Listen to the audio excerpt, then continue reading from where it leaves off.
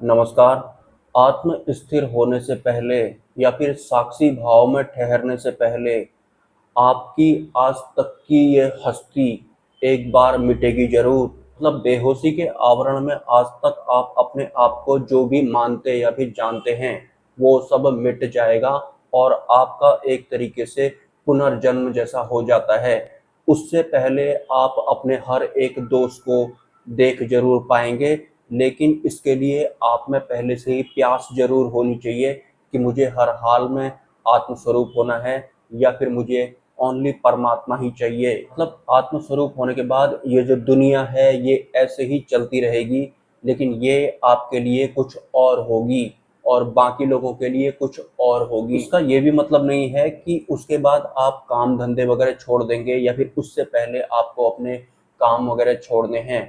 काम वगैरह जो भी हैं जब तक हम इस शरीर में रहेंगे तो वो चलते रहेंगे। जो जो व्यर्थ है, भले ही वो मानसिक तौर पर हो या फिर भौतिक तौर पर हो, वो सब भी छूट जाएगा। मतलब आप एक बिल्कुल नए व्यक्ति के रूप में उभर कर आएंगे।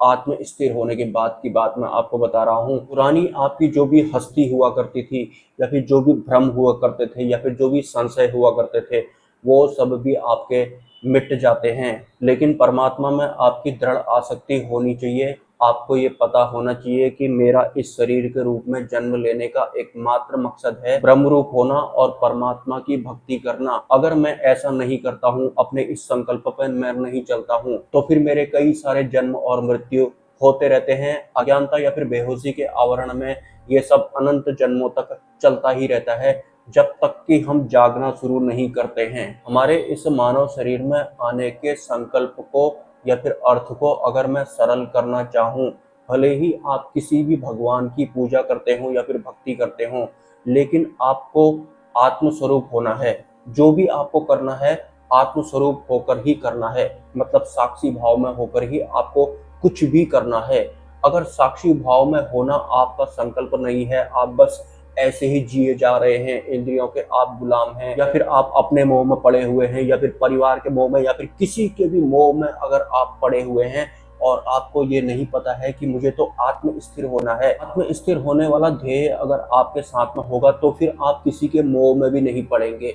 ना ही इस दुनिया में आपको कोई चीज खरीद सकती है और ना ही आप बिकने को तैयार रहेंगे। लेकिन ऐसा तब होगा जब आपके जीवन का जो ध्येय होता है, जो संकल्प होता है, वो आत्मस्वरूप होना होता है। बाकी काम भी आप कर रहे हैं, लेकिन परमात्मा को साक्षी मानकर ही आप बाकी काम कर रहे हैं और आपकी उन सब में किसी भी तरह का कोई लोभ नहीं है, मोह नहीं है।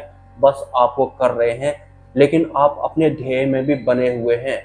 तो फिर आपको कोई खरीद नहीं पाएगा, भटका नहीं पाएगा, फिर आपको विचलित नहीं कर पाएगा या फिर भ्रमित नहीं कर पाएगा, भले ही वो कोई भी क्यों ना हो। क्योंकि आत्म स्थिर आप तब हो पाएंगे, आत्म स्थिर मतलब जो परमात्मा का अंश होता है जीव के अंदर, उसकी तरफ आप अगर बढ़ेंगे। परमात्मा के तत्व को मन बुद्धि अहंकार या फिर काल कर्म वगैरह छू नहीं पाते हैं। और अगर आप खुद भी परमात्मा के तत्व की तरफ बढ़ना चाहते हैं, उसे एक्टिवेट करना चाहते हैं, तो इन सब के बारे में भी आपको अलर्ट रहना होगा, क्योंकि ये सब परमात्मा को छू नहीं पाते हैं। अगर ये छू रहे हैं तो फिर आप समझ जाना कि आप आत्म तत्व की ओर ठीक तरह से नहीं बढ़ रहे हैं, या फिर आप माया या फिर मोह में भी पड़े हुए हैं और परमात्मा की तरफ भी आप बढ़ रहे हैं। लेकिन पूर्ण समर्पण के साथ अगर आप परमात्मा की तरफ बढ़ते हैं तो फिर वो हमारे लिए कई तरह की व्यवस्थाएं कर देते हैं। हमारे जीवन में कोई दिव्य पुरुष आ जाते हैं, उन्हें आप अंतिम गुरु भी कह सकते हैं, जिनके भीतर वास्तविक जीवित परमात्मा या फिर जीवित भगवान होते हैं। लेकिन हम मन बुद्धि के गुलाम होकर ऐसे नहीं होने चाहिए कि अंतिम गुरु मिल जाएंगे तो उसके बाद में इनसे पूछूंगा, पूछते रहूंगा, जानकारियां इकट्ठा करते रहूंगा, मैं अपनी जगह से हिलूंगा ही नहीं, माया में भी रहूंगा और वैसे वैसे ही मेरी मुक्ति हो जाएगी। मुक्ति नहीं होगी, आपके 100 साल हो जाएंगे। अगर आपको परमात्मा के अलावा इस दुनिया में कोई भी विषय या फिर तत्व आकर्षित कर रहा है या फिर आप खुद उसमें हुए हुए पड़े हैं, आपको पता नहीं है, आप उसे परमात्मा समझ रहे हैं, भले ही वो माया वाला कोई सुख ही क्यों ना हो या फिर छोटा मोटा कोई आनंद ही क्यों ना हो, अगर आप ऐसे हैं तो आप खुद उसमें फंसे हुए हैं, फिर आप उस सुख में बने रहना चाहते हैं। जैसे अगर आप शारीरिक या फिर मानसिक इंद्रियों के सुख में अगर उलझे रहेंगे, उसमें मोह भी आता है। हर तरीके का मोह, भले ही किसी भी तरीके का मोह क्यों ना हो, वो होना ही नहीं चाहिए। अगर मोह है आपका किसी के भी प्रति, तो सीधी सी बात है आप परमात्मा को नहीं चाहते हैं। आप तो मोह को आधार बनाकर परमात्मा की तरफ बढ़ रहे हैं, मतलब मुझे ये भी चाहिए और वो भी चाहिए, ऐसा नहीं होगा। लेकिन एक बात कंफर्म है, अगर आपको परमात्मा द्वारा चुन लिया गया होगा तो जो जो व्यर्थ है आपके जीवन में आज तक का, वो सब छूटता जाएगा। पुराने जन्मों का अगर प्रारब्ध है वो सब भी कटता जाएगा। वैसे तो हमारे अंतिम गुरु जो होते हैं वो कई सारे जन्मों को गायब ही कर देते हैं हमारे बीच वाले। मतलब अक्षर ब्रह्म सतपुरुष की शरण में आने का ये मतलब नहीं होता है कि हमें हमारे पुराने आज तक के जितने भी अनंत जन्म थे उन सब का फल भोगना पड़ेगा। कई सारे अनंत जन्म तो वो बीच में ही कट कर देते हैं, मतलब डिसमिस कर देते हैं। थोड़े बहुत जो बचे होते हैं वो हमें, मतलब उनका प्रारब्ध का सेटलमेंट हमारा हो जाता है, वो बहुत आसानी से कर देते हैं। लेकिन ऐसा नहीं कि जानकारियां इकट्ठा करने वाले हम नहीं होने चाहिए। हमारा इस शरीर के प्रति, हमारी उपलब्धियों के प्रति, हमारे परिवार के प्रति, इस संसार के प्रति किसी भी तरह का कोई भी मोह या फिर लगाव नहीं होना चाहिए। सिर्फ परमात्मा में हमारी दृढ़ आसक्ति होनी चाहिए कि बहुत हो गए, बहुत सारे जन्म हो गए, अब आप देखना चाहते हैं कि फाइनलाइजेशन आखिर होता कैसे है, अब इससे आगे मुझे कुछ भी नहीं चाहिए भैया, यहाँ पर फुल स्टॉप मार दो। तो अगर मैं अपने जन्म और मृत्यु के बंधन को फुल स्टॉप मारना चाहता हूँ बीच में, तो फिर सीधी सी बात है उससे पहले से आज तक का जो भी होगा वो झेलने के लिए भी मुझे रेडी रहना पड़ेगा, और वो कुछ भी हो सकता है। डर वर से तो आदमी वैसे ही क्रॉस हो जाता है, तो आपको इसके चक्कर में भी नहीं पड़ना है, वरना ये हर किसी एक की सत्ता होती है। भय की भी सत्ता होती है जो कि हमारे अंतकरण में होती है। अंतकरण में मन, बुद्धि, चित्त, अहंकार वगैरह होते हैं, इसमें भय की सत्ता भी होती है, इसमें भ्रम की सत्ता भी होती है, सब कुछ इसमें ही होता है। तो फिर इनकी टेंशन आपको नहीं लेने का है। और वैसे भी अंतिम गुरु अगर हमारे जीवन में आ जाते हैं तो फिर उसके बाद हमारी जो यात्रा है वो सरल होते जाती है। लेकिन प्यास हमारे भीतर भी होनी चाहिए। मैंने आपको थोड़े दिन पहले बताया था कि जो वास्तविक परमात्मा होते हैं वो सत्य, रज और तमोगुण के भी पार होते हैं। तो जो हमारे अंतिम गुरु होते हैं या फिर जो अक्षर ब्रह्म सत्पुरुष होते हैं वो भी इन तीनों गुणों के पार होते हैं।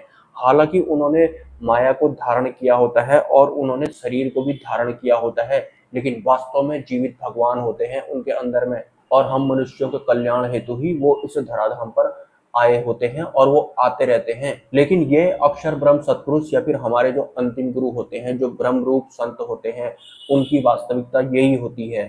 सिंपल सा लॉजिक अगर मैं आपको बताऊं तो आप जिसके जैसे होंगे, जिसकी तरह आपका आचरण होगा आप उसके ही जैसे होंगे।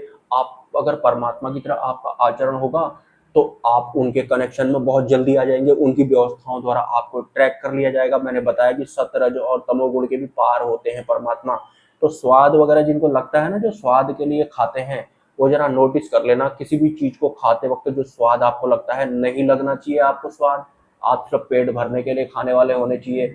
स्वाद आ रहा है इसलिए खाने वाले आप नहीं होने चाहिए। पेट भरने में भी ज्यादा इंटरेस्ट होना नहीं चाहिए आपका, क्योंकि अगर हम कुछ खाते पीते हैं तो उससे एनर्जी क्रिएट होती है। मतलब इस प्रकृति से हमने कुछ भी अगर खाया तो उससे ऊर्जा जनरेट होती है, और ऊर्जा जनरेट होगी तो उसका भुगतान भी हमको करना पड़ेगा। तो प्रकृति का कम से कम भोग करना है, ताकि हमारे इस शरीर में, जो खुद भी एक प्रकृति का ही हिस्सा है, इसमें भी कम से कम ऊर्जा जनरेट हो। वरना आप ऊर्जाओं के ही लपेटे चपेटे में आते रहेंगे। तभी जो उच्च स्तरीय साधु संत होते हैं वो बहुत कमजोर जैसे आपको दिखाई पड़ते होंगे, खाने पीने में उनका कोई मतलब ही जैसा नहीं होता है, लेकिन वो परम आनंद में होते हैं। उन्हें पता होता है कि अगर मैं इस प्रकृति से ज्यादा खाऊंगा पीऊंगा तो फिर ऊर्जा जनरेट होगी, ऊर्जा जनरेट होगी तो सीधी सी बात है मैं उसमें बह जाऊंगा, क्योंकि ये तो हमारे अंदर ही बह रही होती हैं। वैसे 5 दिन पहले की बात है, मैं 5 दिन पहले बहुत सारी चाय पिया करता था। मैं अक्सर बाहर ही रहता हूँ, आपको पता ही है, दुकानों पर बैठता रहता हूँ। वो चिक चिक पिक पिक ना करे तो मैं चाय वगैरह पीता रहता था। तो मेरी आदत काफी लंबे समय से ऐसी थी। लेकिन 5 दिन पहले मैंने चाय पीना छोड़ दिया है हमेशा हमेशा के लिए। तो मेरे को हर एक एक घंटे में चाय की याद आ रही है। तो पहले क्या होता था, मैं तुरंत बाहर जाता था और चाय लेकर के आता था। लेकिन अब क्या हो रहा है, वो जो एक ड्रिंक होती है, क्या नाम है उसका, स्टिंग, वो मैंने पहले कभी पी भी नहीं थी, वो बच्चे पीते हैं। मैं चाय की याद आते ही स्टिंग पी रहा हूँ। तो परसों मैं 5 स्टिंग पी गया, वो 20 रुपए वाली जो होती है, और रात को मैं बेहोश जैसा हो गया उसको पी करके। फिर मैं वो जीरा हुआ होता है जो 10 रुपए का, वो पीने लग गया। और वैसे भी मैंने ये चाय के बारे में अपने गुरुजी को बताया था कि मैं आज के बाद ये चाय कभी नहीं पीऊंगा। मैंने गुरुजी को बोल दिया तो पत्थर की लकीर बाद में शुरू होती है, पत्थर पहले शुरू होता है। आप ये समझ लो कि मैंने अगर बोल दिया गुरुजी को कुछ, या फिर उन्होंने मुझसे कुछ बोल दिया, अगर मैंने नहीं किया, मैं परमात्मा को ज्यादा नहीं मानता हूँ, या फिर कोई शक है मेरे पास, संशय है मेरे को, जो उनके कहने के बावजूद भी मैं इन चीज़ों को छोड़ नहीं पाया। नमस्कार।